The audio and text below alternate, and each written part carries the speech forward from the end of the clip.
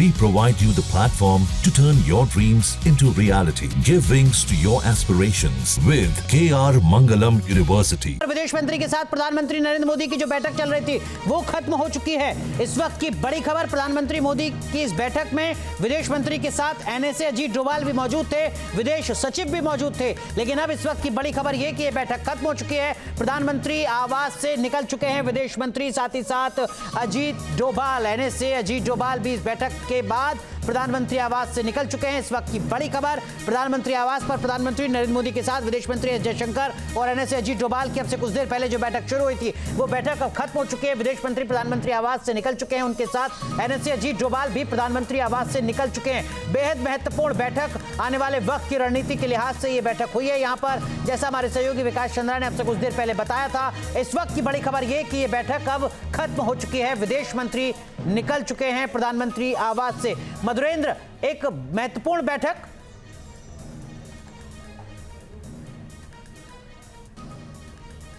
देखिए, बिल्कुल strategic front पर क्या करना है और डिप्लोमेटिक फ्रंट पर क्या करना है, दोनों ही स्थितियां तय हो गई होंगी। आगे का फर्दर एक्शन क्या होगा वो इस बैठक में पूरी तरह से हम देखें तो उसकी रूपरेखा तैयार कर ली गई होगी। जिस तरह के एस्केलेशन की कार्रवाई जो है वो पाकिस्तान ने की है और जाहिर तौर पर भारत ने जो प्रेस कॉन्फ्रेंस किया था उस वक्त जो टोन एंड टेन्योर दिखाई दे रहा था वो डीएस्केलेशन का था, लेकिन एनिमी ने फिर एस्केलेट करने की कोशिश की है, फिर प्रवोक करने की कोशिश की है। जाहिर है भारत जो है वह अपने धैर्य की विशालता को दिखाता है या अब धैर्य की परीक्षा समाप्त हो चुकी है, ये निर्णय हो चुका होगा और एक्शन आज रात ही दिखाई देना चाहिए। जिस तरह से पाकिस्तान ने इस वक्त प्रवोक किया है, जिस तरह से उसने ड्रोन के बैराज भारत की तरफ छोड़े हैं, जाहिर तौर पर या तो उसको सबक सिखाया जाएगा या भारत के धैर्य की विशालता होगी ये कि उसके हर हमले को नाकाम करने के बाद भारत ये उसको बताकर, ये मैसेज देकर जो है शांत कहीं बैठ जाए कि जो तुमने किया है दरअसल वो सब कुछ निस्तेनाबूद हो चुका है, तुम्हारी औकात नहीं है भारत के खिलाफ जो है वो बड़े और कड़े एक्शन ले सके, तुम्हारी औकात नहीं है, तुम काइनेटिक या नॉन काइनेटिक वॉरफेयर में भारत के सामने टिक पाओ,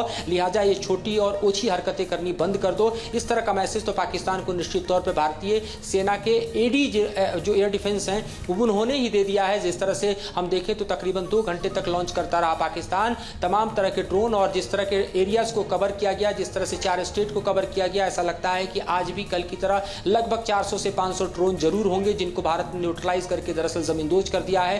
ड्रोन की खेप जो कि टर्की सप्लाई करके पाकिस्तान को ऐसा लगता था कि वो दरअसल नॉन कॉन्टैक्टिंग वॉरफेयर में एक नया एज देगा, तो जाहिर है एक झटका टर्की के लिए भी है जो अपने सोफिस्टिकेटेड ड्रोन पर इतराता हुआ नजर आ रहा था यूक्रेन वॉरफेयर के दौरान। लेकिन उसके ड्रोन की औकात भी भारतीय सेना और भारतीय एडी ने दिखा दी है कि किस तरह से एक एक ड्रोन जो है उसको इंटरसेप्ट करके और डिस्ट्रॉय किया जा चुका है। तो ये मैसेज पाकिस्तान के लिए भी है और उसके पीछे खड़ा टर्की जो है वो एक तरह से बिग ब्रदर की भूमिका निभा रहा था, उसके लिए भी साफ साफ भारत ने दे दिया है।